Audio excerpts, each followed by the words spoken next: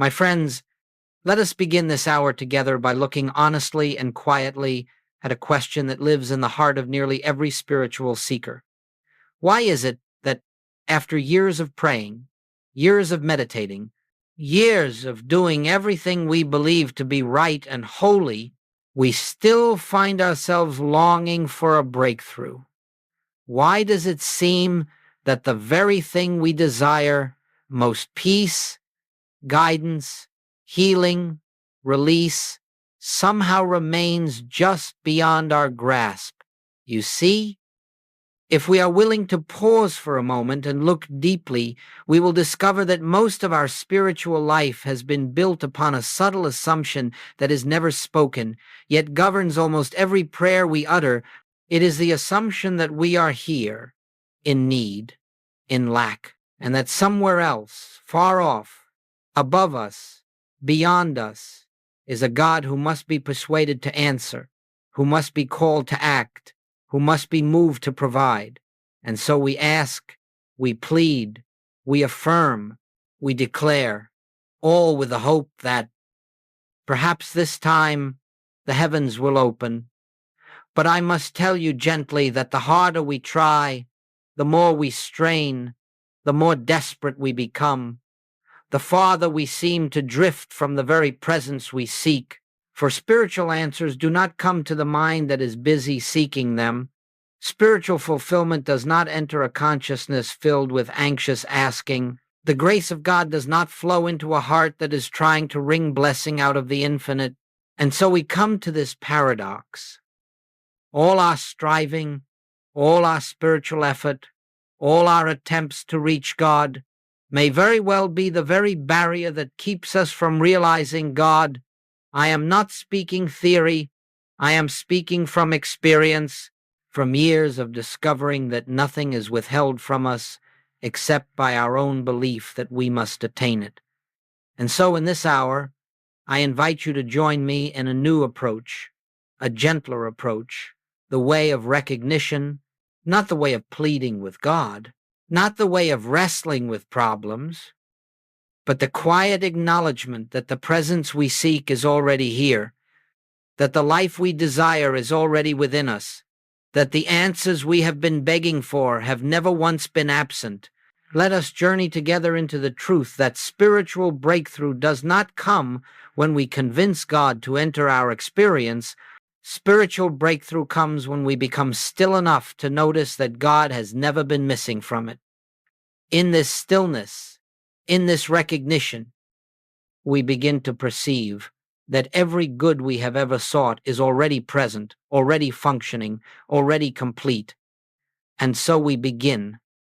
Now, as we continue on this path together, let us come face to face with the root of nearly all spiritual frustration. It is not the lack of God's presence, nor the absence of answers, nor some divine delay in responding to our needs. No, the great obstacle, the great veil, is far more subtle. It is the deeply ingrained belief that we exist apart from God, that somehow God is there and we are here, and that our prayer must bridge a vast and silent distance. This belief in separation is not something we consciously choose. It is absorbed from the world around us, inherited from centuries of human thought, reinforced by fears, and upheld by the mind that sees itself as isolated, incomplete, and vulnerable. And it is from this sense of separation that all pleading arises, all striving begins, all anxious seeking takes form. For if I believe myself to be separate, then of course I must reach outward for help. Of course I must beg. Of course I must struggle. The very act of asking becomes an admission. I lack. I am without. I must attain. But listen carefully. Every prayer that begins with separation ends in frustration.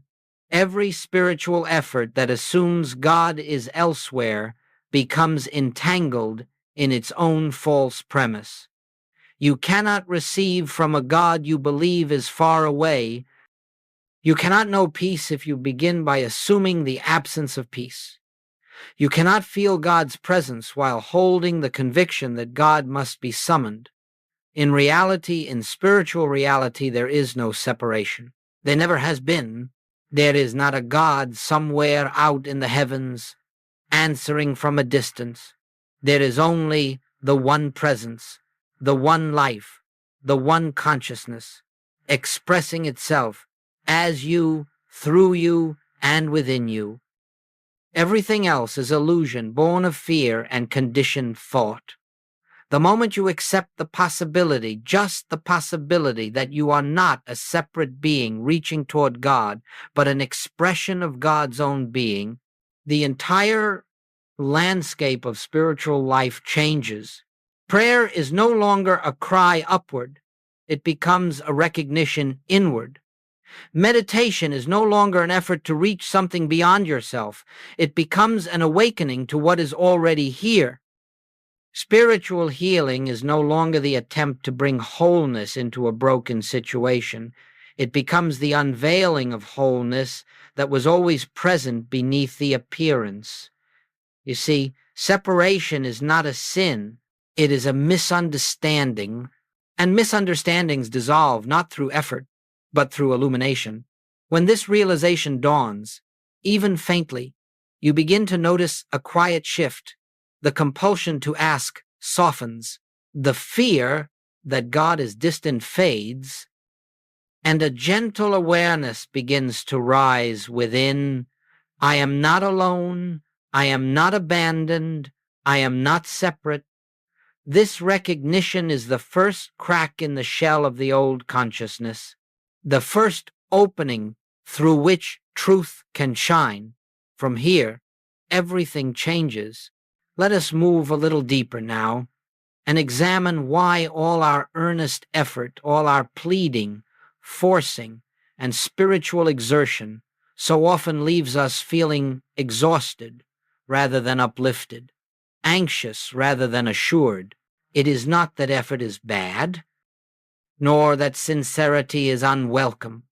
No sincere search for God is ever wasted, but effort, as the human mind understands it, belongs to the realm of the personal, the limited, the finite. And spirit does not reveal itself to a consciousness vibrating with strain.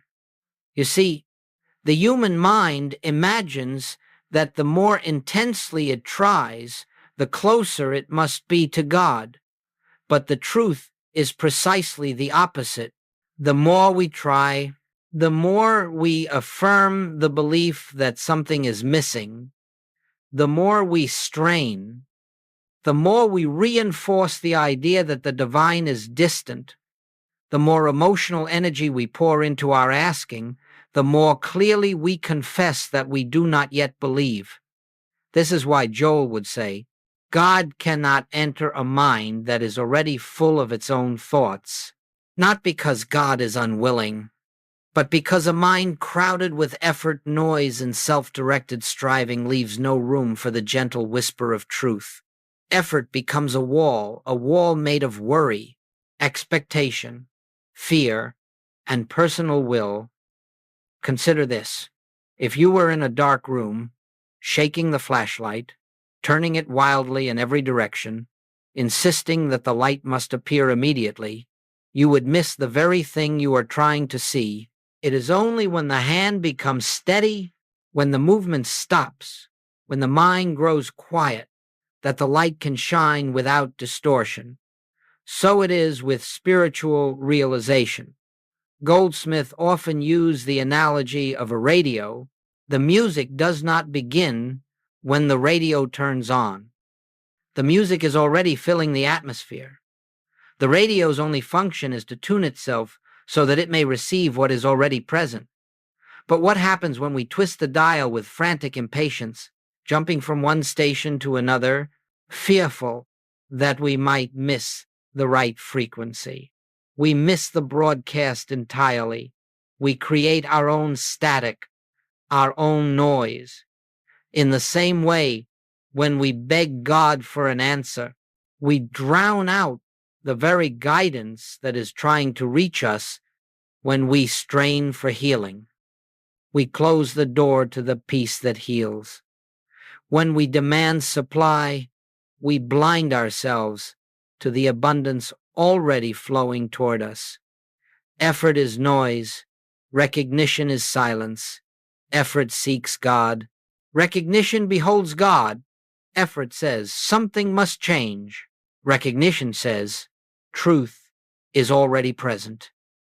And so I say to you gently, there is nothing wrong with your desire for clarity, for healing, for direction, but begin to notice the inner movement behind your desire. Are you straining to make something happen? Are you trying to push God into action? Are you forcing your mind to produce spiritual results? If so, pause. Be still. Remember, you are not trying to get God to enter your life. You are learning to become aware of the presence that has never left. When the mind relaxes its effort, when the heart eases its demands, when the will surrenders its insistence in that holy quiet, the answer reveals itself not through your striving, but through your stillness. Now let us step into one of the most liberating truths ever revealed to the awakened heart. A truth so simple, so direct, and yet so revolutionary that when it is understood, even faintly, the entire nature of spiritual life is transformed. I speak of what I call the principle of the divine already. For centuries, human thought has imagined that God begins to act when we pray, that heaven awakens at the moment of our request, that spiritual power is released only when we call upon it. But listen closely. This is a human picture, born of human reasoning. It is not reality. In spiritual truth, God is not waiting to be summoned. God is not responding from afar. God is not activated by our words or stirred into motion by our needs. God is already fully present, fully active, fully complete, not partially, not sometimes, not when conditions improve, but eternally, unchangingly, wholly present in every moment. The problem is not that God withholds. The problem is that we do not recognize. Imagine for a moment a room filled with sunlight. The light is radiant, warm, abundant, filling every corner, illuminating everything it touches. Now imagine pulling heavy curtains across the window. The sunlight does not stop shining. The sun does not withdraw its rays. The room appears dark only because something within the room is blocking our awareness of the light. In the same way, the divine does not come and go. It does not increase with our prayers or diminish with our silence. It is our consciousness, our inner curtains of fear, effort, expectation, and separation that hide the ever-present radiance of spirit. This is why Scripture declares, before they call, I will answer, not after they cry out long enough, not when the prayer is strong enough, but before the question, before the need, before the thought. The activity of God is not triggered by human effort. It is recognized by spiritual awareness. This is the divine already, the healing you seek, already present in the wholeness of spirit, the supply you long for, already flowing in the infinite provision of consciousness, the guidance you pray for, already whispering in the stillness of your inner being, the peace you crave, already established at the center of your soul. You are not bringing God into a situation. You are awakening to the God that is already there. And so when we say, God help me, we reveal a misunderstanding. For God is already the life within us, the love surrounding us, the wisdom directing us. The plea arises only from the mind that does not yet see. But the moment recognition dawns, even for a breath, even for a heartbeat, there is a shift, a subtle dissolving of fear, a quiet unburdening of the soul, a sense, gentle yet unmistakable, ah, God is here. God has always been here. When that awareness blossoms, the problem begins to melt of its own accord, not through your manipulation, but because the light has been allowed to enter. This is the meaning of spiritual demonstration. Not making something happen, but perceiving what eternally is. Let us hold this truth tenderly. The divine already is not a theory. It is the very nature of reality, waiting only for your recognition. And now, having seen that all spiritual good is already present, let us move gently into the heart of true practice, the art of stillness. Not the stillness that the world imagines, not a forced quieting of the mind, not an attempt to silence every thought, but the stillness that arises through recognition, through remembrance, through the simple awareness that God is here. You see, my friends, the purpose of spiritual practice is not to reach God, nor to attract God, nor to convince God of our sincerity. The purpose of spiritual practice is to remove from our own consciousness whatever obscures our awareness of the presence that is already active within us. Therefore, we do not approach stillness as a discipline or a technique. We approach it as an opening, a yielding, a resting. True stillness begins the moment we stop trying to make something happen. As long as we are attempting to force inner peace, we are still operating from the belief that peace is absent. As long as we are trying to bring healing into the body, we are still holding the conviction that wholeness is missing. As long as we are manipulating thought to attract supply, we are affirming lack. No, stillness is not effort. Stillness is consent. Stillness is agreement with reality. Stillness is the soul whispering, yes, God is here. This is why I have often spoken of resting in the Word, not repeating it as a mental formula, not using it to push away thoughts, but dwelling in it as one dwells in sunlight. To rest in the Word is to allow a spiritual truth to saturate consciousness until it becomes more real to us than the appearance that confronts us.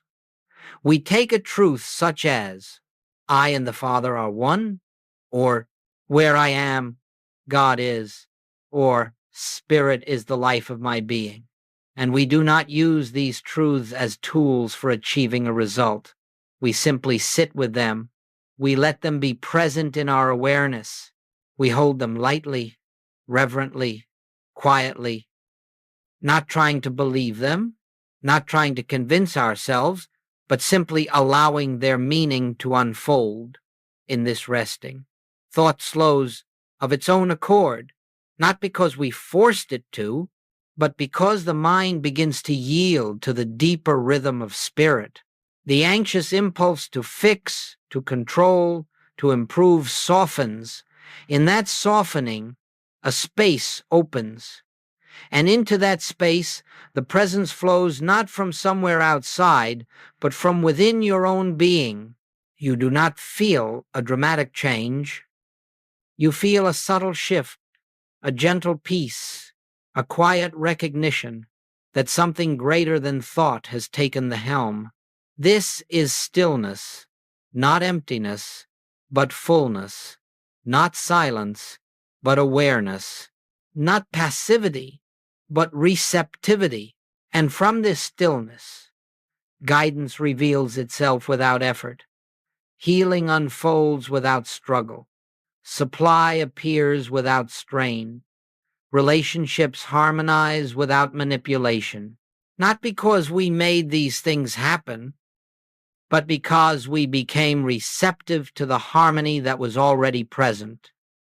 So let us remember, you cannot enter stillness through effort, for effort belongs to the personal sense of self.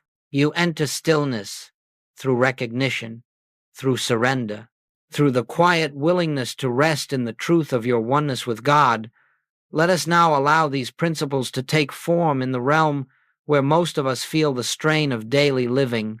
For truth, my friends, is not abstract. It is not reserved for sacred spaces or spiritual retreats. Truth is practical. Truth is alive. Truth is the very substance of our experience when we allow it to reveal itself. And so, let us look at how recognition, not effort, not pleading, not mental manipulation, quietly transforms life. I speak first of the individual burdened by financial fear. You know this fear well, the whisper that says, "There is not enough, I must secure my future, I must strive harder, I must make something happen." And so the mind races, anxiously searching for opportunities, calculating, worrying, anticipating loss. In this turmoil, there is no room for the still voice of guidance.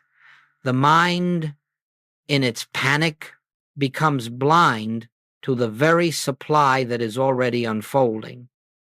But when this individual begins, even for a moment, to rest in the truth that supply is not external, that supply is the activity of spirit, the expression of infinite consciousness, something changes.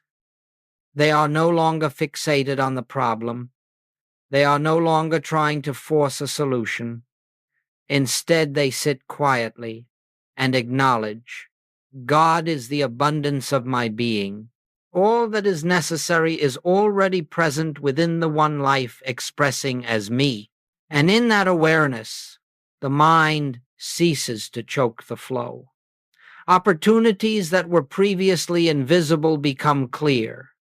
Ideas rise naturally. A direction appears. It is not that supply suddenly arrives. It is that the individual becomes aware of what was there all along. Consider another who struggles with physical discomfort or illness. Out of fear, this person battles the condition, resists it, tries to force healing, or uses spiritual practice as a weapon against pain. But healing does not respond to force. Healing does not yield to mental pressure. Healing is the natural activity of the divine wholeness that underlies all appearance.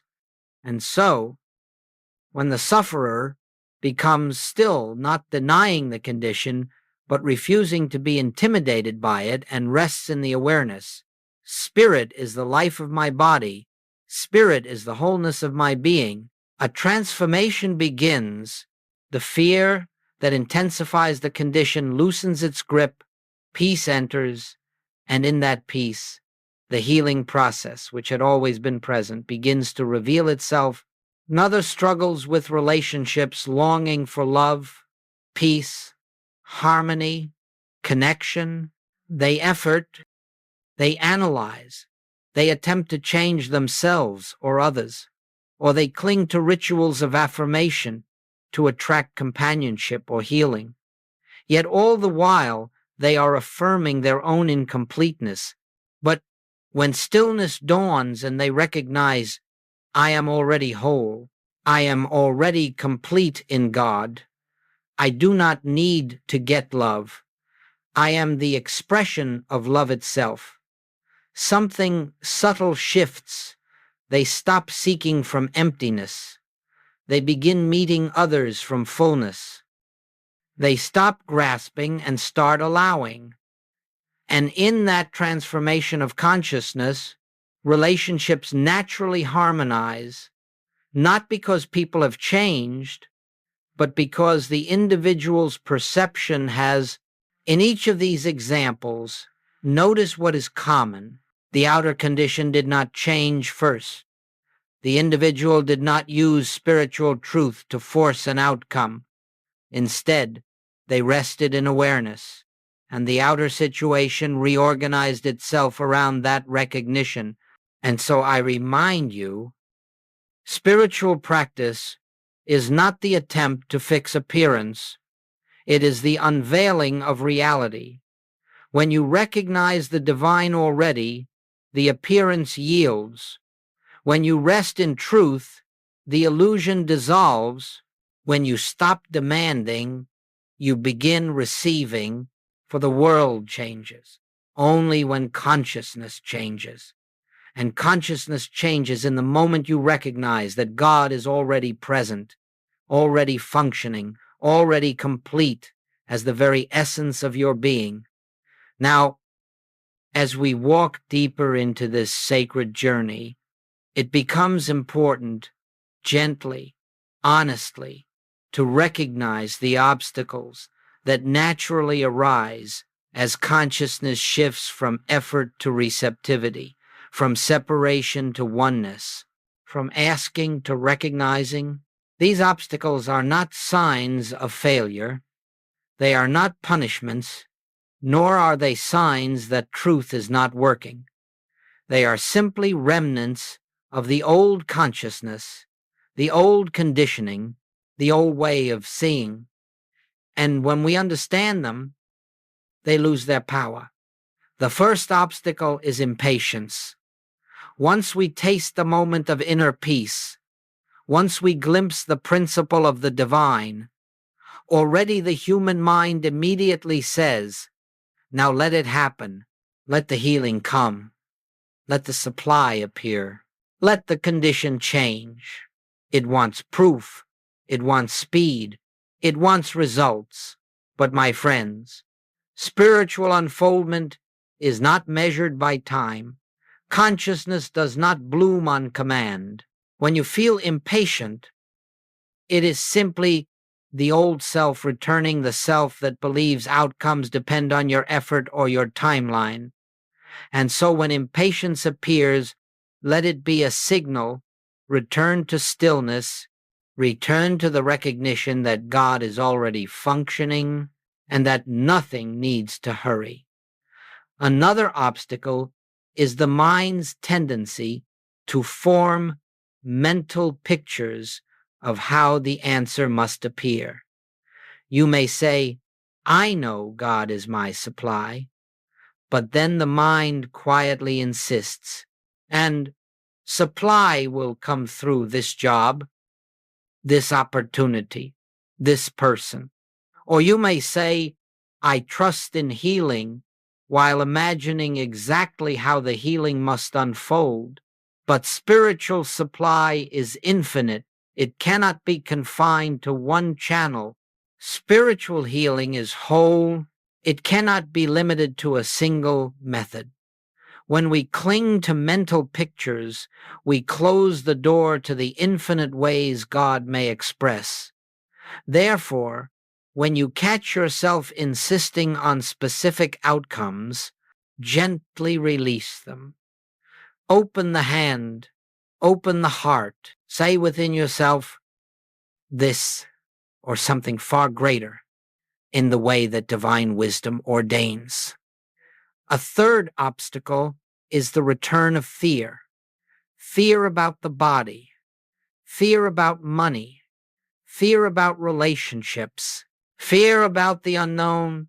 Fear often arises after we begin practicing truth, because truth brings to the surface all that must be dissolved. Do not be discouraged. Fear is not a personal enemy. It is an impersonal suggestion. It has no authority. When fear arises, do not fight it. Do not wrestle with it. Simply refuse to identify with it. Recognize, this is not my fear. This is only the old consciousness trying to reassert itself. Then rest again in truth. Fear cannot survive in the presence of recognition. Another obstacle is the subtle belief that we must work for spiritual progress, that if nothing seems to change, we must not be doing enough. This is the voice of the personal self, the self that believes it has the power to bring God into manifestation. But spiritual realization is not achieved, it is revealed. Your practice is not the cause of God's activity, it is the clearing of the fog so that you may perceive what has always been true. When you feel tempted to work harder spiritually, pause, let that old habit fall away, return to the simplicity of resting in the Word. There is also the challenge of comparison. You may hear stories of rapid demonstration in the lives of others and wonder, why not me? What am I lacking? But each consciousness is unique, and each unfolds at its own sacred rhythm. No two journeys are the same. You are not behind. You are not delayed. You are simply unfolding in the exact way your soul requires. Trust the pace of your own awakening. And finally, there is the obstacle of appearances worsening before they dissolve. This too is something deeply misunderstood. Often, when truth begins to work in consciousness, the outer picture seems to intensify. Problems may appear larger. Symptoms may seem stronger. Finances may appear tighter. But this is not regression. It is the breaking up of the old form. It is the dissolving of the illusion. The appearance rises only to be released. The caterpillar dissolves before the butterfly emerges. Do not judge by appearances. Do not fear the temporary turbulence. Stand still, rest, recognize. Every obstacle is an invitation. Every challenge is a doorway. Every resistance is the old self releasing its hold, and through it all, the presence remains unchanged, unwavering, already here. No matter what arises, your refuge is always the same: stillness, recognition, and the quiet knowing that God is already functioning at the center of your being. Let us now turn to the great transformation, the shift from asking God for something to living from the awareness that God is already the substance, the intelligence, and the activity of your being. This shift is subtle. It does not announce itself with fireworks or spiritual drama. It comes quietly, gently, almost imperceptibly, and yet once it dawns in consciousness, it changes the entire way you move through life. For as long as we ask God for things for healing, for supply, for direction, for protection, we are still thinking of God as something outside ourselves. We are still approaching the infinite as though it were separate from the life we are living, and in that very act, we place ourselves back in the realm of lack, of need, of striving. We become beggars at the gate of our own kingdom. But the moment we begin to recognize, even faintly, that all spiritual good is already present, that the kingdom is within us, that the presence is our own life, a new posture emerges. Asking becomes unnecessary, not because we no longer desire good, but because we perceive that good is the very nature of our being. Prayer becomes listening rather than pleading. Meditation becomes communion rather than effort. Life becomes a flowing expression of grace rather than a struggle to attain. You will notice this shift first in the small things, where once you would anxiously ask, "What should I do? What decision should I make?" You will now pause, become still, and simply rest in the awareness that divine intelligence is already functioning through you. And in that resting, a direction will unfold, not with the force of a command, but with the naturalness of an inner nudge, a gentle leaning, a quiet knowing that says, "This is the way." You will notice it when challenges arise, where once you would cry out, "God, fix this, remove this, heal this." You will now remember God is already here. Wholeness is already the truth. You will sit in stillness, not to change the circumstance, but to recognize the presence within it. And as that recognition deepens, the outer appearance will shift, not because you demanded change, but because the false sense of separation has dissolved. You will notice it in your relationships, where once you may have sought love or validation from others, you will begin to feel the fullness of love within you, expressing as you. And from that fullness, you approach others, not to receive, but to give, not out of need, but out of abundance. And in that giving, harmony appears effortlessly. You will notice it in your sense of purpose, where once life felt like a series of decisions you must make, battles you must fight, steps you must take. Now you begin to feel carried. You begin to feel that life is living you, that something greater is moving through you, that you are being guided, led, and supported in ways the human mind could never fabricate. This is what it means to live by grace. Grace is not a reward. Grace is not a special intervention. Grace is the natural activity of God realized in consciousness. When you are no longer trying to make things happen, when you are no longer begging the infinite to intervene, you step into a new rhythm, the rhythm of trust, the rhythm of awareness. You begin to act, not from anxiety, but from inspiration. You begin to speak, not from fear, but from clarity. You begin to move, not from personal will, but from divine impulse.